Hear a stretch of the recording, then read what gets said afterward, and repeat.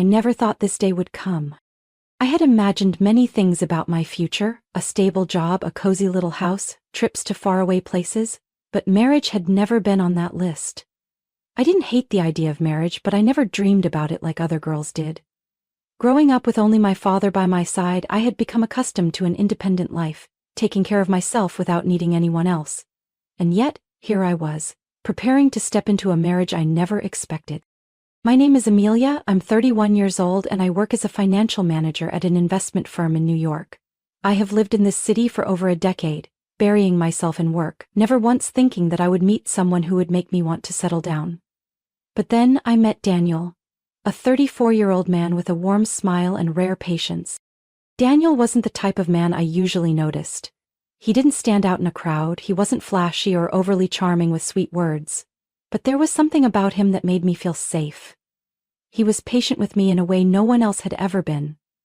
Never rushing, never pressuring. We met through a mutual friend, Chloe, my close colleague. Chloe was always worried that I was too focused on work and neglecting my personal life, so one day, she arranged a casual meetup between me and Daniel. At first, I wasn't too excited. I was used to dining alone or immersing myself in reports rather than spending time dating. But Daniel was different from the men I had met before. He persistently invited me out, even though I turned him down a few times at the beginning. He never got upset when I told him I wasn't sure if I was ready for a serious relationship. "That's okay, Amelia. I'll wait until you're ready to open your heart," he once told me. And little by little, I let him into my life. After 6 months, I realized that Daniel's presence had become an essential part of my busy days. The good morning texts, the quick phone calls during lunch breaks, the simple evenings cooking together instead of going to fancy restaurants. All these little things made me realize that I had fallen for him without even noticing. A year after we met, Daniel got down on one knee and proposed to me during a quiet outdoor picnic. There were no fireworks, no grand romantic gestures like in the movies, just the two of us, under the evening sky, and a simple question. "Amelia, do you want to spend the rest of your life with me?" I thought I might be scared that I would hesitate, but instead I just laughed and said, "Yes." And so I, the person who once thought I would stay single forever, agreed to get married, but what I didn't know was that this was only the beginning of a story I never saw coming. When Daniel suggested that I meet his parents over the weekend, I felt a bit uneasy. It wasn't that I was afraid of meeting my in-laws, I was confident and independent, but there was something in Daniel's tone that made me pause. He didn't sound as excited as I had expected. Instead, he seemed a bit hesitant. "My parents are a little traditional," Daniel said as we sat in our usual cafe. "They might be a bit strict at first, but don't worry, everything will be fine." His words made me think, what exactly did he mean by a little traditional? Would they be formal and principled, or would they be judgmental and difficult? Either way, I couldn't avoid this meeting. If I was going to marry Daniel, I needed to know what his parents were like. On Saturday morning, we drove out of New York to his parents' house in the suburbs of Connecticut. Their home was large, situated in an upscale neighborhood with neatly trimmed lawns. But as I stepped inside, the atmosphere wasn't as warm as I had hoped. "Hi, Mom. Hi, Dad," Daniel said cheerfully as we entered the living room. "So you finally made it," a woman's voice rang out. I turned and saw Eleanor, Daniel's mother, staring at me. Her sharp eyes scanned me from head to toe, barely hiding her scrutiny. I smiled politely and stepped forward, extending my hand. "I'm Amelia. It's a pleasure to meet you." But instead of shaking my hand, she simply gave a slight nod, her voice cold. So, you're Amelia." No compliment, no warm greeting, just a distant nod as if I were an uninvited guest. Richard, Daniel's father, seemed slightly more approachable. He shook my hand but still maintained a reserved demeanor.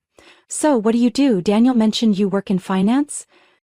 "Yes, I'm a financial manager at an investment firm," I replied, keeping my tone natural. "Oh." Eleanor raised an eyebrow. "That's a rather stressful job, isn't it? But women don't usually last long in that industry. It's better to focus on family once you're married." I hesitated for a second but kept my smile. I love my job, and I believe that if someone manages their time well, they can balance both career and family. "That's what all young women think before they get married," Eleanor scoffed, as if I had just said something foolish. Daniel gently squeezed my hand under the table, signaling me not to take it to heart, but that only made me more irritated. "Where's Daniel's brother?" I asked, trying to change the subject. "Joshua is on his way," Richard said. "He's very eager to meet you." A moment later, Joshua, Daniel's older brother, walked in. He was well dressed, but from the very first handshake I could tell that something was off. "So, this is Amelia?" Joshua smirked. "Daniel, did you really choose a girl who grew up in a single-parent household?" The room suddenly fell silent. I looked straight at Joshua, trying to stay composed. "Is there something wrong with that?" I asked, my voice slow but firm. Joshua shrugged. "It's just that people who grow up without either a father or a mother aren't usually taught how to build a proper family. I'm sure you understand what I mean." I clenched my fists, but before I could respond, Eleanor cut in. "We don't mean to offend you, Amelia, but family is very important. Daniel is our youngest son, the pride of this family. If you want to marry him, you must understand that this family has its own rules." "Rules?" I repeated. "You must be fully devoted to Daniel and this family," she said firmly. "Women in the Richards family always put family first. Career, ambitions, friends. Everything else comes second. Can you do that?" I glanced at Daniel, hoping he would say something, but he remained silent. A cold feeling settled in my chest. I had mentally prepared myself to meet a traditional family, but I hadn't expected to face such rigid expectations and deep-seated prejudice. Daniel had told me his parents were a little strict, but I never imagined they would look down on me simply because I was raised by my father. They didn't care about who I was or what I had accomplished. For them, I was just someone expected to serve Daniel if I wanted to be part of this family. And the worst part was, Daniel didn't oppose them at all. Our wedding reception was held at a luxury hotel in New York, with over 150 guests, including friends, colleagues, and both families. I had always thought this would be a happy day the moment I stepped into a new chapter of my life. But I was wrong. Things started to go wrong from the very beginning of the event. Daniel's parents, Richard and Eleanor, showed up already tipsy, even though the reception had just begun. They were drinking hard liquor instead of wine like the other guests, while Joshua, Daniel's brother, sat with a few relatives, watching me with a judgmental glare. I tried to ignore them and focused on the warm congratulations from my friends. But then they started causing a scene. In the middle of the reception, as Daniel and I were greeting guests, Eleanor suddenly grabbed the microphone, her voice slurred from the alcohol. "Everyone, may I have your attention?" she called out, laughing loudly as she stumbled toward the stage. "I have a few words to say to our lovely bride." The entire hall fell silent, all eyes turning toward her. I looked at Daniel, hoping he would stop his mother, but he just gave an awkward smile, making no effort to intervene. Eleanor stared at me, then smirked. "Amelia, you are now officially part of the Richards family, but before you walk through this door you have to prove that you are worthy." I blinked, confused. "I don't understand, ma'am." "We can't just let our son marry someone who doesn't understand family responsibility," Richard interjected. "So, starting next month, you'll need to send us at least $1,500 every month as a token of gratitude. And of course your annual bonuses will belong to this family as well." A murmur spread through the room. I stood frozen. Did they just say that? I turned to Daniel, hoping he would stand up for me, but he just shrugged. "I think it makes sense, Amelia," he said, his voice casual. "They raised me. It's our duty to give back to them." A chill ran down my spine. I couldn't believe what I was hearing. "Sorry, but that is not my obligation," I said, keeping my voice steady. "Mr. and Mrs. Richards, I respect this family, but my money is mine, and I am not here to financially support anyone else." "How dare you!" Eleanor practically screamed, her face red with alcohol and fury. "Who do you think you are to refuse your in-laws? You're just a motherless girl, someone who was never properly raised. How would you even know how to serve your husband and this family?" The room went ice cold. I could hear my own sharp breathing as the weight of her words sank in. On the other side of the hall, my father, Thomas, had reached his breaking point. He stepped onto the stage, snatching the microphone from Eleanor's hand. "Enough!" His voice rang out, filled with anger, yet still composed. "Do you even realize what you're doing? This is my daughter's wedding, not a place for you to insult her." Eleanor scoffed. "We're just stating the truth, Mr. Thomas. You raised her alone, and as a result she turned into a girl who doesn't respect her in-laws. I told you, Children raised without a father or mother never know how to build a real family. Her words felt like a knife stabbing straight into my heart. My father took a deep breath, disappointment filling his eyes. I thought Daniel's family was well educated, but I was clearly mistaken. If this is how you treat my daughter, then I consider it a blessing that she will not become part of your family. I turned to Daniel, hoping he would stand up for me, but he said nothing, staring at the floor in silence. And in that moment, I knew I could not go through with this marriage. I took the microphone from my father's hand and looked directly at Daniel's family. Thank you for this lovely event. But I have made my decision. This marriage ends right here. The entire hall fell into a stunned silence. Daniel's parents gasped, Joshua looked dumbfounded, and Daniel turned pale as a ghost. I placed the engagement ring on the table, turned around and walked out of the reception, leaving behind a family I never wanted to belong to. The room remained silent in the wake of my announcement. Shocked gazes and hushed whispers filled the space. I could see the stunned faces of Daniel's parents, Richard and Eleanor, completely frozen, while Daniel looked like he had just taken a brutal hit to his pride. My father Thomas stepped forward, his sharp eyes fixed on the Richards family, his presence still calm but commanding. He turned to Richard, locking eyes with him as if carefully considering his next words. "Richard," my father said slowly, his voice steady yet powerful, "I think you should reconsider the words you just said." Richard scoffed, trying to hold on to the last remnants of his pride. "I don't think we have anything left to discuss, Thomas. Your daughter just humiliated my family by calling off the wedding in front of everyone." My father crossed his arms and gave a knowing smile. "Oh, is that so? Funny, because from where I'm standing, the only one humiliating himself here is you, Richard." The room grew tense. My father continued, his voice calm but razor sharp. "I'm guessing you have no idea who I happen to know in your company, do you?" Richard's expression shifted slightly. "What are you talking about?" My father casually adjusted his tie, then delivered a single sentence that left the entire room in stunned silence. "I'm a close friend of Henry Wallace, the CEO of the company where you serve as Vice President of Finance." Silence fell over the hall. I could see the color drain from Richard's face. If he had been clinging to any sense of arrogance before, it was now completely replaced by sheer panic. Whispers rippled through the crowd again, but this time the murmurs were no longer sympathy for me but mockery directed at Richard and his family.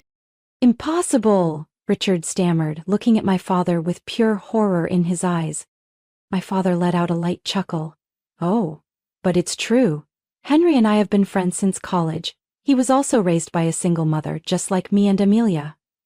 "Do you remember what you just said, Richard? You insulted every person who grew up in a single-parent household, including the very man who holds your career in his hands." Sweat began to bead on Richard's forehead. His arrogance had vanished, replaced by genuine fear. Laughter erupted from the guests. Some murmured among themselves while others openly enjoyed watching my father completely outmaneuver Richard. "If Henry hears about this..." "Do you really think you'll keep your position, Richard?" my father asked pointedly, his tone no longer playful. Eleanor stood frozen, her face pale. Joshua, who had just looked down on me for being raised by a single father, now looked like he wanted to disappear into thin air. And then, right before my eyes, Richard dropped to his knees in front of my father. The entire room gasped, unable to believe what they were witnessing. A man who had once been so arrogant and powerful was now on his knees, begging before the very person he had once looked down on. "Thomas, please," Richard's voice trembled. I misspoke. Please don't tell Henry. I don't want to lose my position." "How interesting," my father said slowly. "Earlier, you called me worthless because I was a single father, and yet here you are, kneeling before me, begging me to save your career?" The entire hall erupted with laughter. I had never seen a humiliation this severe in my life. I turned to Daniel. He couldn't even look at me anymore. He just stood there, his head hung low, unable to say a word. And in that moment I knew I had truly escaped a nightmare. I looked straight at Daniel, my words crystal clear for everyone to hear. "This marriage ends right here." A shockwave rippled through the hall. Guests whispered among themselves, some gawking in disbelief as they witnessed a bride canceling her own wedding in front of everyone. I saw a few of Daniel's colleagues with their mouths open, and some guests even pulled out their phones to record the moment. Daniel stood frozen, his face completely drained of color. "Amelia, what are you saying?" His voice cracked. I had no patience left. I looked straight at him. The man I once thought would protect me but who turned out to be nothing more than a coward. "Daniel, you stood there, silent, while your parents humiliated me, demanded that I financially support them, and acted like it was completely normal. You didn't just let them insult me, you let them disrespect the man who raised me on his own for years. You know what? You are not worth another second of my time." A wave of gasps filled the room. I saw Daniel's parents, Richard and Eleanor, pale as ghosts, and Joshua, completely stiff, like a statue. Without a moment of hesitation, I slipped the wedding ring off my finger and placed it on the table in front of Daniel. "We never registered the marriage, so I owe you nothing." My father stepped forward, placing a hand on my shoulder, his eyes filled with pride. He took the microphone and spoke firmly and clearly. "And to avoid any misunderstandings, my daughter and I will be returning all the wedding gifts. We don't need anything from this family." I turned to the event manager and asked them to start the process of returning the envelopes to each guest. The guests looked at each other, unsure of how to react. Some stood up and applauded, perhaps those who had also found Daniel's family outrageous but had remained silent. Others scoffed, whispering among themselves, undoubtedly mocking the humiliation of the Richards family. I walked out of the reception with my father, leaving chaos behind, but I didn't care what happened next. I knew that this was just the beginning of the real downfall, but this time, the ones suffering the consequences wouldn't be me. Within a week, news of the cancelled wedding spread like wildfire through Daniel's company. His colleagues, many of whom had attended the wedding, didn't waste any time spreading the story. No one respected a man who let his parents control him so completely that he was willing to betray his fiancée. The result? Daniel couldn't handle the shame and resigned. A man who once took so much pride in his career was now leaving in disgrace. But that wasn't even the worst of it.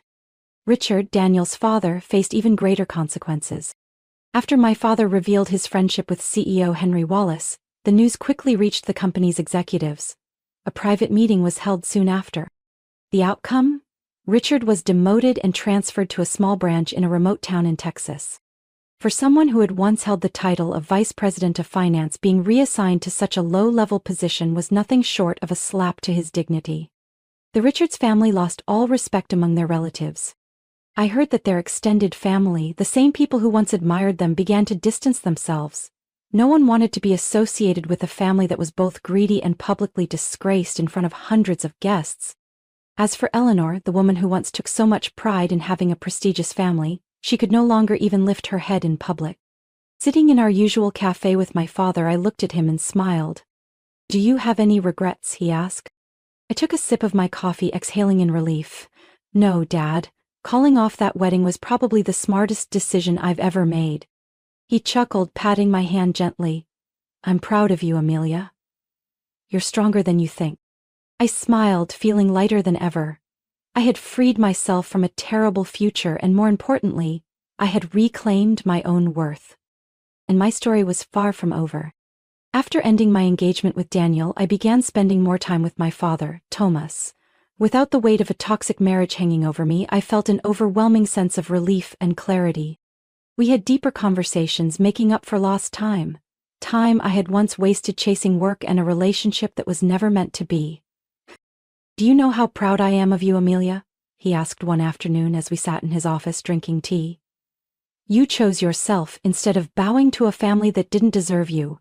That's something your mother would have been proud of too." I smiled. My mother had passed away when I was young, and since then my father had been both my mom and dad. He had sacrificed so much to give me the life I had today. He set his teacup down, his gaze turning more serious. "Amelia, I've been thinking a lot about something.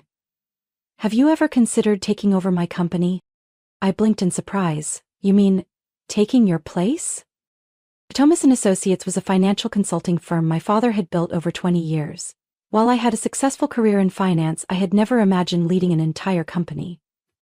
"I'm not pressuring you," he assured me, "but I believe you can do it. You have the skills, the experience, and, most importantly, the independent mindset of a true leader. I sat in silence. I had always believed my career path was within my current investment firm. But now a new door was opening in front of me. For the next few weeks, I thought long and hard about my father's offer. My focus shifted completely. Dating, romance, it no longer seemed important. I had once thought that marrying Daniel would be the biggest milestone in my life, but I was wrong. The real turning point was choosing a new path for my future. I was no longer a woman preparing for marriage. I was a woman stepping into leadership. After many sleepless nights, I made my decision. I resigned from my job and joined my father's company. "I'll give it my all, Dad," I told him on a Monday morning as I officially stepped into my new office at Thomas & Associates. He smiled. "I never doubted that for a second, Amelia." Looking back at everything I had been through, I knew calling off the wedding was the best decision I had ever made. If I hadn't stood my ground that day, I would have been trapped in a life of control, misery, and injustice. But now I had a future I was in control of, a future that belonged to me and no one else. I chose myself, and I had never felt stronger. Looking back, I realized that losing something you thought was important can sometimes be the very thing that helps you find yourself. If I hadn't had the courage to walk away, I would have ended up stuck in a life I never deserved. Family should never be about control, and love should never come at the cost of self-sacrifice. Today, I haven't just gained my freedom. I've found a new direction for my career and my life. True happiness comes from choosing yourself first. What do you think about my story? Do you agree that sometimes walking away from the wrong thing is the best decision you can make? Share your thoughts in the comments. And don't forget to follow the channel for more stories about life, family, and the lessons that shape us.